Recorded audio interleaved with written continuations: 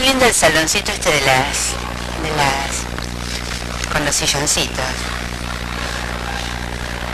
Bueno, voy a presentar a la conferencia magistral del doctor Suárez Richards, que es uno de los presidentes de honor del 30 Congreso. Para leer o comentar el currículum en unos minutos, voy a jerarquizar lo que sería más necesario, ¿no es cierto?, para esta presentación. En la figura del doctor Manuel Suárez Richards quiero remarcar algunas grandes cualidades. Una de ellas, la humildad. Cuando yo le pedí a Manuel, digo, Manuel, por favor, mandame el currículum para la presentación, me mandó 2 renglones. Me puso en uno de los renglones, me puso profesor extraordinario consulto, Facultad de Ciencias Médicas, Universidad Nacional de La Plata. Y en el otro renglón decía, director del Instituto Superior de Posgrado de Asociación de Psiquiatras Argentinos de APSA, desde octubre del 2009. O sea, él me mandó esas 2 cosas. O sea, la humildad se puede medir en muchas cosas, pero bueno, eso. ¿Cómo? La humildad se puede medir de muchas maneras, pero bueno, eso fue una de las cosas que yo después tuve que llamarlo por teléfono, decirle, por favor, Manuel, es la presentación, la conferencia magistral, mandame un poco más de papel, etc. Cuando leí el currículum del cual muchas cosas sabía, lo que me llamó la atención, no me llamó la atención, porque de alguna manera uno ve la coherencia de lo que él hace con lo que él es, ¿no es cierto? Entonces, la honestidad intelectual y en el tipo de actividades que él hace, la coherencia en su labor de todos los días como médico, ¿no es cierto? Entonces, de ese currículum voy a leer una de las cosas que marqué, y después voy a referirme a un detallecito más y para no robarle tiempo a la conferencia. El doctor Suárez Richards es doctor en medicina desde 1970, especialista en psiquiatría y psicología médica del año de 1973 y fue revalidando y jerarquizando el título, especialista jerarquizado en psiquiatría y psicología médica, especialista consultor.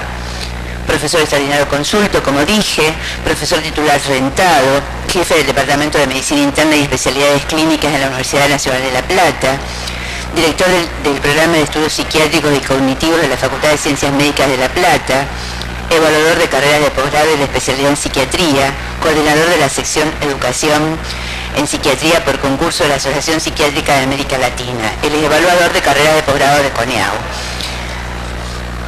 Ahora, esto en la historia académica, en la historia asistencial, como dice, antecedentes profesionales, él empezó como médico concurrente ad honor en el 1970, médico asistente, jefe de sala, jefe de servicio y director asociado, todo en el lugar público, antecedentes de investigación, y después tiene innumerables antecedentes de posgrado, docente de programas de educación médica continua para médicos de otras especialidades del instituto, publicaciones, eso él mismo en el mini currículum lo pone con números, ¿no es cierto? Tantas publicaciones con referato, argentinas 33, extranjeras 20, revistas sin referato, libros propios, 7 libros propios, de cuales esos libros estudian la mayoría de los alumnos de las carreras de grado de la República, ¿no es cierto? Porque esos libros tienen la generosidad que nos han permitido a muchos profesores titulares de las facultades de medicina pública, psiquiatras, de poder escribir capítulos en ellos, no solamente de Argentina, sino del extranjero. Capítulos de libros argentinos y extranjeros, anales de congreso, etc. Participación en reuniones científicas como relator disertante, 502, en el país y en el exterior. Comité asesor y referato de revistas, 14. Pertenencia a otras sociedades, aparte de la Asociación Psiquiátrica, de APSA, miembro de la Asociación de APAL, de la World Psychiatric Association, de la WPA. Podemos seguir detallando este vasto currículum, pero yo quisiera decir que este currículum en papel se refleja en la vida laboral y en la vida personal de Manuel. Y como tercer cosa, que esto me toca por ahí más cerca a mí, porque yo lo conozco hace bastantes años, al doctor, yo le digo que a veces el responsable de que yo esté en el lugar que estoy en APSA es él, yo le digo que es el culpable, pero bueno, digamos, el responsable es la generosidad personal en relación con los colegas, ¿no es cierto? Entonces, bueno, no era menor la presentación en esta conferencia magistral.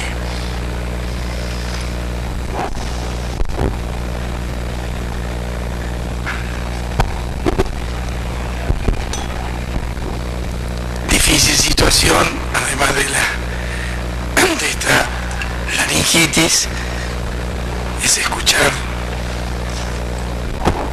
Gracias.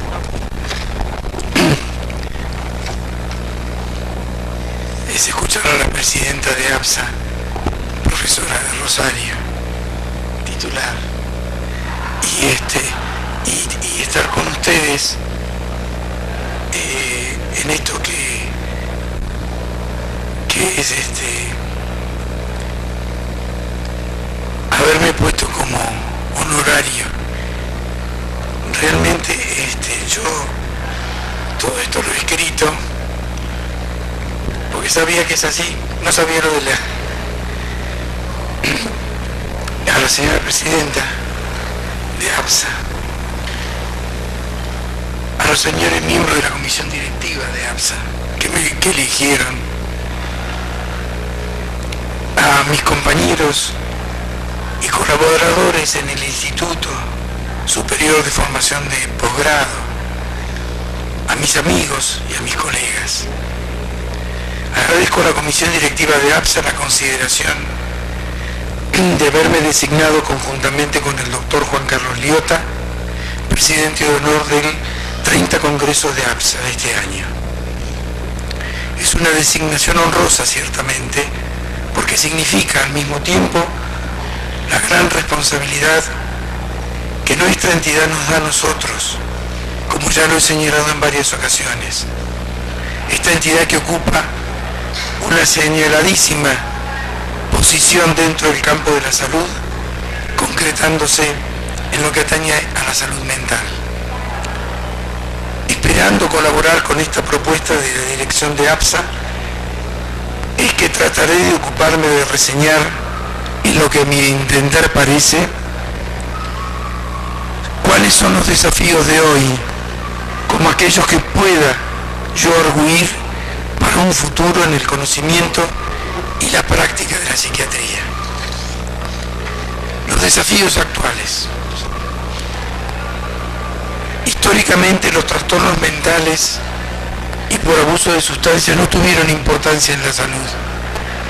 Uno de los elementos que le dio mayor empuje en la década del 50 fue la epidemiología, que los puso en el lugar que tenían, nada más. Estos servicios de salud mental han sido siempre descuidados, segregados. Yo atendí en un hospital cuando recién me recibí, general, ¿y dónde estábamos? En el subsuelo y en el último consultorio, porque era el lugar que teníamos, pero lo ocupábamos. Pero las cifras han doblado el codo tradicional de la consideración de la salud mental como algo menor. La redistribución de las discapacidades ha puesto en evidencia el primer plano que tiene la salud mental como un problema a tener en cuenta. La salud mental es un componente integral de la salud y por otro lado no puede haber salud si no hay salud mental. Pero sin embargo se está discutiendo ya desde hace unos años la cuestión de si y cómo la psiquiatría sobrevivirá durante el siglo XX. Esto deja una sensación de desamparo probablemente a muchos psiquiatras, porque esto está escrito permanentemente, y hay países como son países o regiones como es Europa, o Australia, Nueva Zelanda, Estados Unidos, que ven ese problema, el problema de la sobrevivencia de la salud mental. El doctor Kaczynski de la Universidad de Viena hace poco tiempo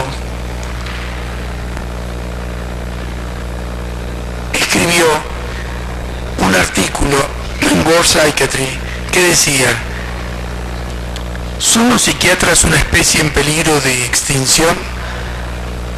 Y cuando yo hacía 4 años que ejercía en la medicina y estaba haciendo los primeros elementos de psiquiatría, Fuller Torrey, un gran psiquiatra norteamericano, escribió La muerte de la psiquiatría, 1974. Katchen dice que hay muchas especies dentro de la salud mental compitiendo entre ellas. Y entonces ha dicho, hay desafíos tanto internos nuestros como desafíos externos. Por ejemplo, los desafíos internos nuestros están dados sobre los conocimientos de la psiquiatría, en el diagnóstico y en la clasificación.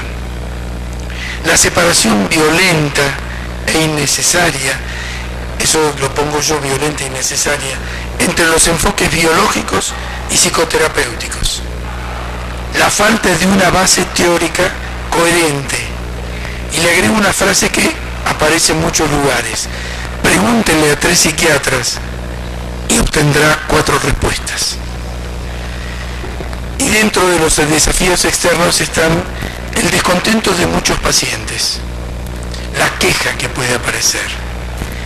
Contrarrestando esto, justamente, yo soy un lector, no lo conozco, al doctor Bugra, que es el presidente de la Mundial, que han hecho un estudio en grupos de terapeutas ocupacionales, de trabajadores sociales, pacientes y familiares. Y esos grupos, que fueron en Inglaterra y en 5 o 6 países más, en todos tenían la opinión de que no era así como estaba dicho. Tenían la opinión de que los psiquiatras lo atendían mejor que el resto de las especialidades. Y esto, dicen ellos, en ese trabajo, indica que las imágenes negativas universales no existen. La competencia con otras profesiones dentro de la salud mental es obvia. Yo hace muchos años decía en la FAP que era una competencia económica, más que ideológica. Bueno, las competencias ideológicas surgen muchas veces de los niveles de bolsillo. Y entonces hay una competencia real. La vemos quizás, o se puede interpretar, en la nueva ley de salud mental. Tom Brown, que es el secretario adjunto del College de Psiquiatría de Londres, dijo: la gente no sabe distinguir bien entre un psiquiatra y un psicólogo, y no sabe si el psiquiatra es médico, en Inglaterra. Y entonces consideran y consideramos que es esencial para la especialidad la pertenencia a instituciones, como hoy lo escuchaba que lo decía el profesor Estañaro en la reunión del instituto. Es fundamental pertenecer, pero lo dicen en todo el mundo, no para que se asocien, nosotros buscando el crédito de la asociación, no, sino porque es importante para defender el aquí y el ahora del psiquiatra y la salud mental. A raíz de esto, del problema de la psiquiatría y si se va a sobrevivir, ustedes habrán observado que la Mundial de Psiquiatría sí ha puesto en marcha varios planes sobre estigmatización en la psiquiatría, estigmatización de los psiquiatras, fomentar la elección de psiquiatría, porque en muchos países ha caído enormemente la vocación en psiquiatría en las escuelas de medicina, y han puesto programas en funcionamiento. Fíjense que hace nada más que 2 o 3 meses, Stuart, que es la esposa de Arboleda Flores, que se dedica al estigma, Sartorius y colaboradores publicaron un trabajo que hicieron en 15 centros de Gran Bretaña, Europa y Asia, en las escuelas de medicina.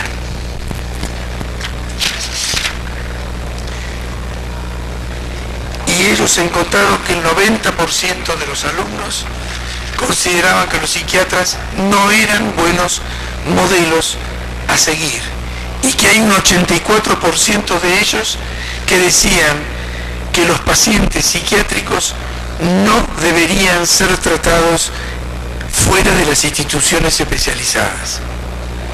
Ese era el pensamiento que tenían, o probablemente el pensamiento que les habían transmitido. Este último trabajo es la guía que pone la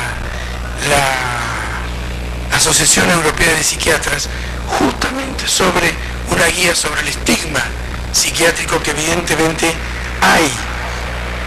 A pesar de todo esto, Farok, Bura y otros que concluyeron un trabajo en 20 países, de los cuales Sudamérica está Chile y Brasil, con la investigación de APSA, esperemos que también nos incluyan en esos países. Y concluyeron una cosa que era lo que decía Bura en otro momento.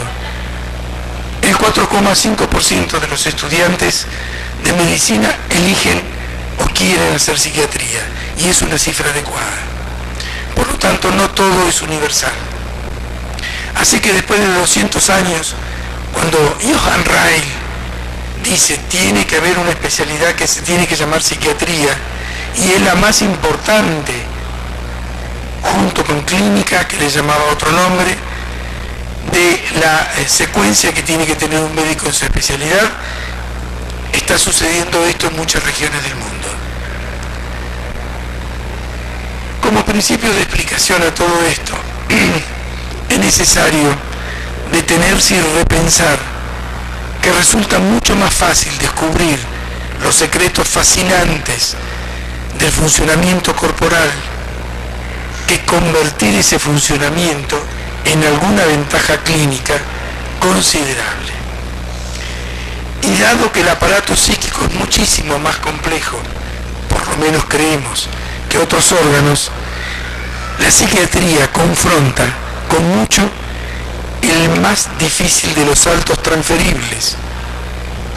Allen Frances hace poco escribió esto: nuestros cerebros de poco más de 1,3 kilos contienen más neuronas que las estrellas de una galaxia.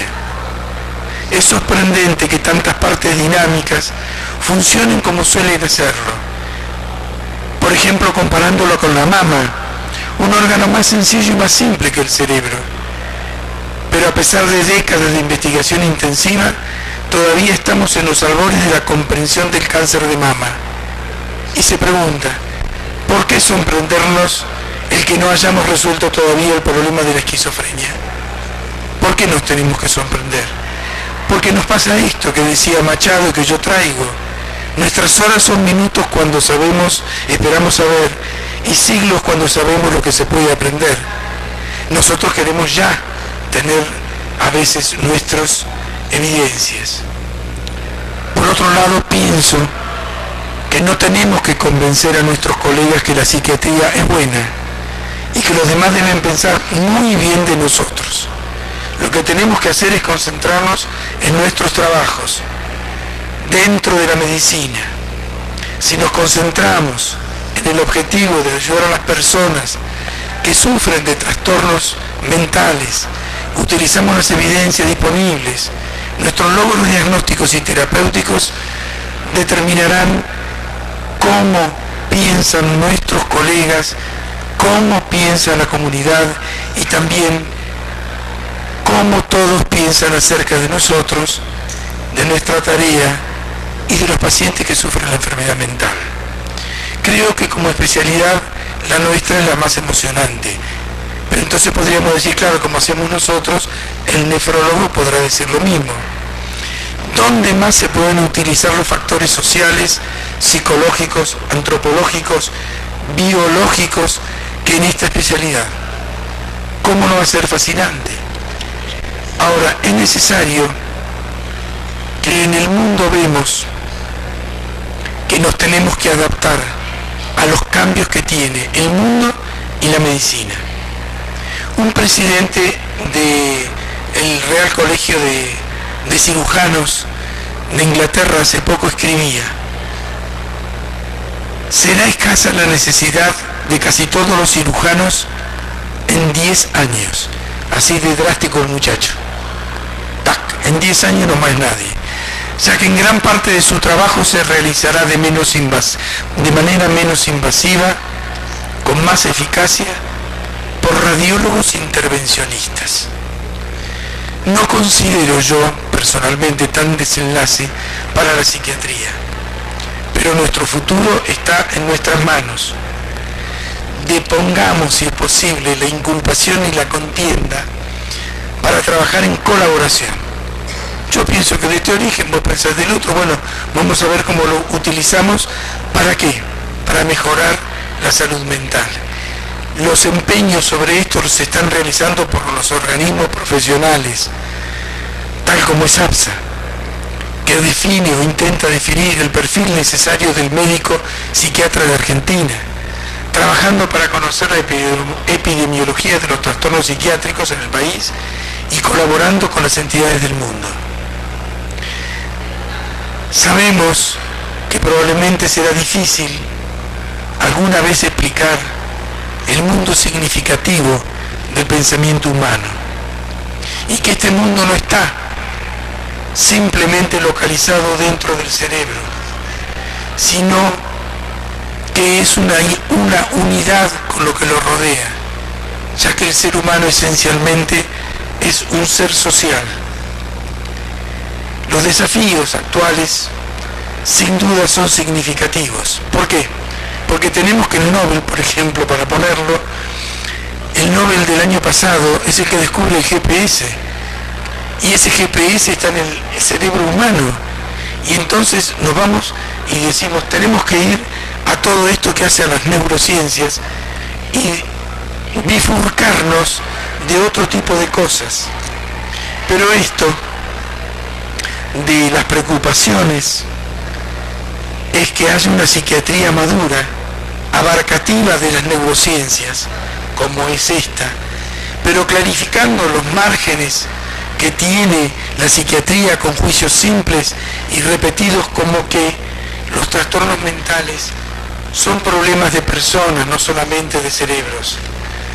Son seres humanos en tiempo, espacio, cultura e historia. En el mundo actual aparecen un montón de desafíos que yo he tomado de otros y he puesto algunos míos. Desafíos como estos en el mundo actual, donde no solamente el médico psiquiatra, sino todos los médicos están englobados. Todas estas cuestiones hacen a que también cambien las situaciones terapéuticas y de observación que podamos tener. Por ejemplo, la globalización. En muchos sentidos trata de que los sistemas de valores prevalentes sean aceptados por todos. Por eso todos usamos jean. Por eso todos usamos tal cosa. Por eso decimos sorry cuando se juega al tenis y no disculpe, como decía cuando yo era chico. Perdón, decíamos. Ahora dicen sorry. ¿No es cierto? La Comisión de la OMS el año pasado ha señalado que los beneficios económicos de la globalización tienden a ir a parar a los países y poblaciones que ya eran más ricas, dejando a los demás cada vez más afuera. La influencia de los mercados globalizados en la vida moderna impacta profundamente en la salud mental. Cada día hay más pacientes, personas con enfermedades mentales, aún en los países con mayor ingreso económico. Otra cosa, la estructura demográfica. El 85% de la gente vive en 153 países de bajos y medianos recursos económicos. En el año 1950 había 86 ciudades con más de 1 millón de personas. Este año habrá 550 ciudades con más de 1 millón de personas, 100 de ellas en América Latina. En Argentina somos unos 41 millones, un poquito más. El 91% de los argentinos vive en zonas urbanas. Son datos de la ONU y del Banco Mundial. El Banco Mundial la tiene clara en este aspecto. Las zonas urbanas están asociadas con mayor riesgo de enfermedades mentales. Se ha encontrado que la gente que vive en las ciudades tiene un 21% más problemas de ansiedad que las que viven en zonas no urbanas. Tienen un 39% más de trastornos del estado de ánimo y el doble de esquizofrenia que las que viven en las zonas no urbanas. Nos ha ayudado algo como esta diapositiva de resonancia magnética, que han encontrado dos regiones. Una es la amígdala, que está correlacionada con el tamaño de la ciudad de residencia aproximadamente, y otra la corteza cingulada anterior, correlacionada con el tiempo vivido en la ciudad. Los que pasaron más tiempo durante su crecimiento en las grandes ciudades mostraban una reducción de la conectividad funcional de las dos regiones. Esta es una ayuda de la investigación en neurociencias, colaborando con encontrar las causas para la generación de los síntomas, y podría ser para el futuro que colaboren en las razones de los que llevan a los síntomas. Las políticas públicas de salud tienen que tener en cuenta estos resultados que estamos viendo acá, por la indeseable contribución que tienen las ciudades para producir trastornos mentales. Por lo tanto, deberán favorecerse políticas y estrategias que mejoren la calidad de vida de los habitantes de los núcleos más densamente poblados. Hay una palabra que es la commodification, que es la mercantilización en última instancia de la medicina. Este neologismo, que ha sido promovido por los economistas y por el Banco Mundial, está referido a que la atención de la salud y la salud pueden y deben ser manejadas como cualquier otra mercancía. Si da buen rédito, se debe poner dinero. Si no da buen rédito, como son los pacientes crónicos, no hay que poner tanto. Y en última instancia, puede ser que dé pérdida y no hay que poner nada. Esto me retrotrae cuando yo estaba en bioética en la facultad con el profesor Mainetti. Él ya había sacado este complejo bioético de la posmodernidad, que es extraordinario. Pigmalión, la tecnología y la medicina del deseo, Narciso, el individualismo actual, y esto que acabo de decir, el Dr. Nock, esa maravillosa novela de 1928 creo que es, donde llega el Dr. Nock al pueblo donde se va el viejo médico y dice: ustedes no están sanos, desconocen la enfermedad que tienen, y puso enfermos a todas las personas que vivían en el pueblo. A esto se le llama, él lo pone como los tres elementos: Pigmalión, Narciso y el Dr. Nock. Los psiquiatras de este siglo XXI deben defender los principios sustancialmente y sus entidades de los pacientes, así como la civilización occidental hace 2500 años jura por ese juramento hipocrático, aunque esté modificado, jura justamente por esto. Otro tema, la descivilización. Esto es un término que Sartorius, el profesor Sartorius, puso en evidencia. El nivel de civilización de una sociedad se puede medir por la cantidad de atención que ofrece a sus miembros frágiles, ancianos, niños, enfermos o discapacitados. En el siglo pasado se han hecho enormes esfuerzos que redujeron la mortalidad infantil, que ayudaron a la prolongación de la vida y que ayudaron enormemente a los discapacitados. Pero en años más recientes el desarrollo económico, industrial y de la venta de personas, traslado y drogas ha hecho que el retorno de las inversiones vayan para ese lado y no para seguir protegiendo los logros del siglo XX. La pérdida del poder adquisitivo en el mundo, la pobreza, ha traído hambre y sigue habiendo hambre. Hay estudios muy técnicos que se hicieron en la ocupación que sufría Holanda durante la Segunda Guerra Mundial, y como se invadió Normandía, se le dijo al pueblo holandés que no colaborara con los alemanes, y los alemanes les dejaron de dar alimento, y entonces ni alimento, ni combustible, ni nada, empezaron a morirse. Se calcula que más de 30.000 personas se murieron de hambre. 20.000 madres dieron a luz a hijos. Esos hijos nacieron todos pequeños por el hambre. Pero aparece una cosa nueva. Los hijos de esos hijos también fueron chiquitos, bajitos de estatura, con más cantidad de diabetes, con más trastornos psíquicos y con más hipertensión. Esto mismo, este estudio así repetido, se hizo en Camboya después del Khmer Rouge. Ustedes saben lo que fue eso, la tragedia y la brutalidad, el hambre. 2,5 millones de personas matado ese grupo de individuos o sujetos prehumanos. 2,5 millones, la mitad del país. La otra mitad quedó casi lesionada. ¿Y esto qué nos está diciendo? Que el hambre actúa sobre hijos, sobre nietos y quizás sobre los bisnietos. Hay un trabajo, Nacho, el año pasado sobre ratones con esto, que ha sido bastante discutido, pero que dice que hay un efecto multigeneracional. Se transmite de padres a hijos, a nietos y probablemente a los bisnietos.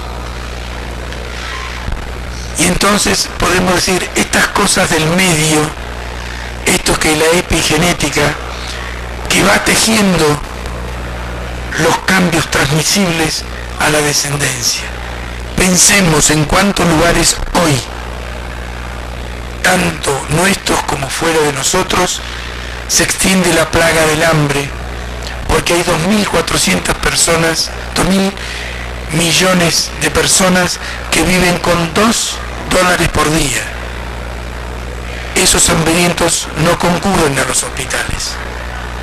Por lo tanto, le agrego a esta frase de 1852, el hombre es un ser social, también es medioambiental, que es parte de lo social, con un impacto monumental en la salud mental.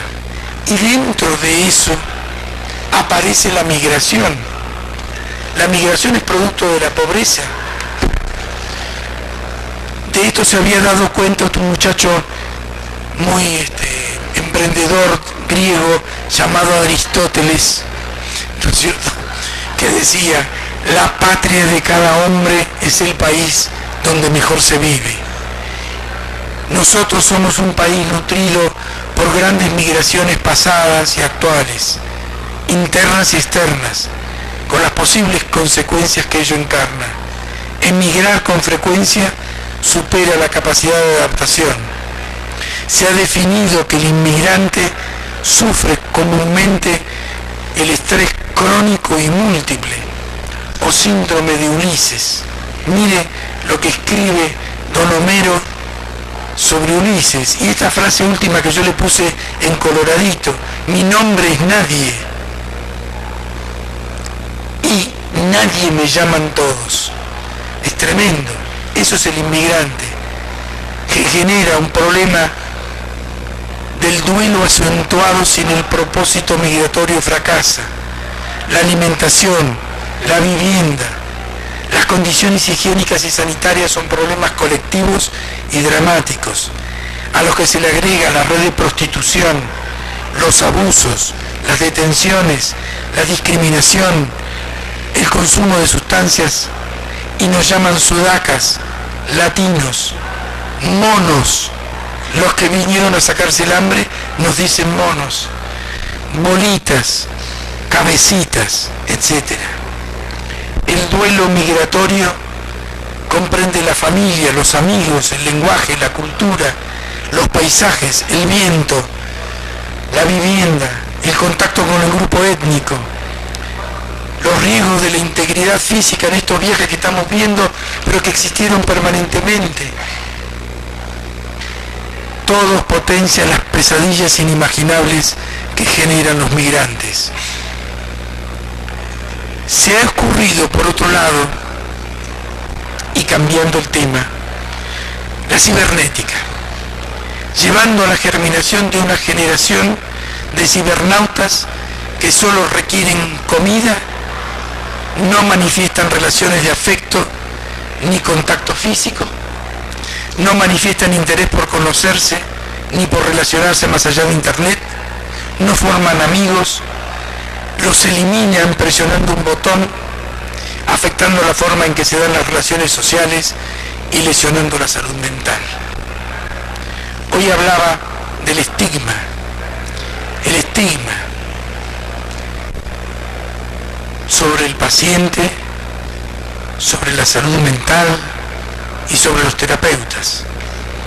A pesar de los logros del siglo pasado para reducir el estigma y la discriminación de género, de raza, de orientación sexual y de religión, y a pesar de la apertura creciente en tratar temas como el VIH y el cáncer, el estigma y la discriminación del enfermo mental aún perduran cotidianamente. Ese estigma conduce a la discriminación. A su vez, la discriminación conduce a la exclusión social.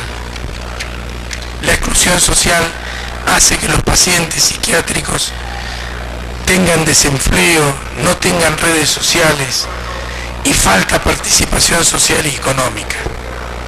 El estigma se ha movido cada vez más dentro del modelo de los derechos humanos que considera al estigma como una forma de opresión social resultante de un proceso sociopolítico complejo que explota y afianza el equilibrio y el desequilibrio del poder.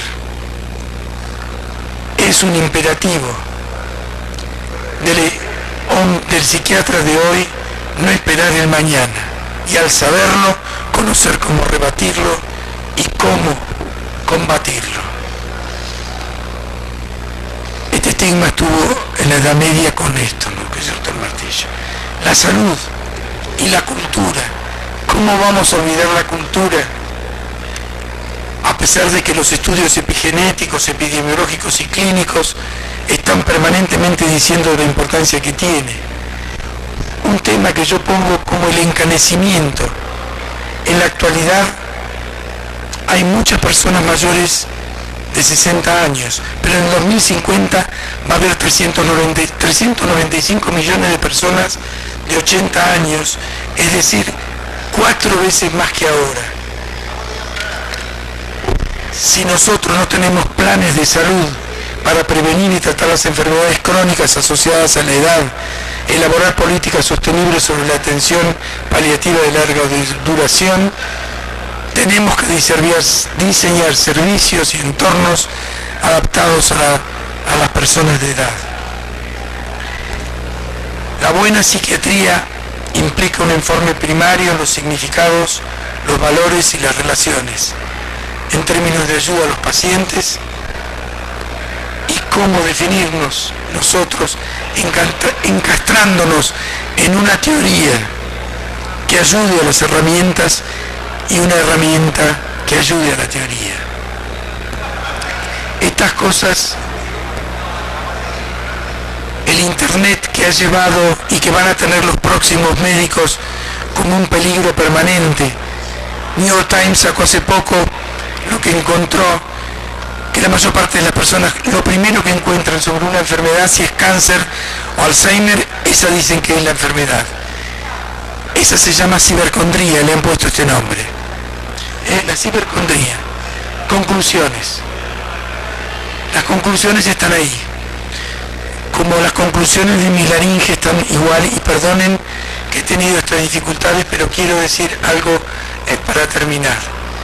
Agradecer a ustedes que están acá, a las autoridades de la comisión de APSA, a mi escuela primaria, la escuela 24 de la calle San Martín de Comodoro, a mi querido Colegio Nacional Perito Moreno de Comodoro, que trató inútilmente de enseñarme a pensar, a mi querida y permanentemente entrañable Facultad de Medicina de La Plata, y ya encanecido yo a APSA, que me dio la oportunidad de tener esto, de seguir teniendo utopías y pensar en esto que escribió Serrat: sin utopía la vida sería un ensayo para la muerte. Y yo sigo teniendo utopías, aunque el ensayo está muy cercano. Muchas gracias.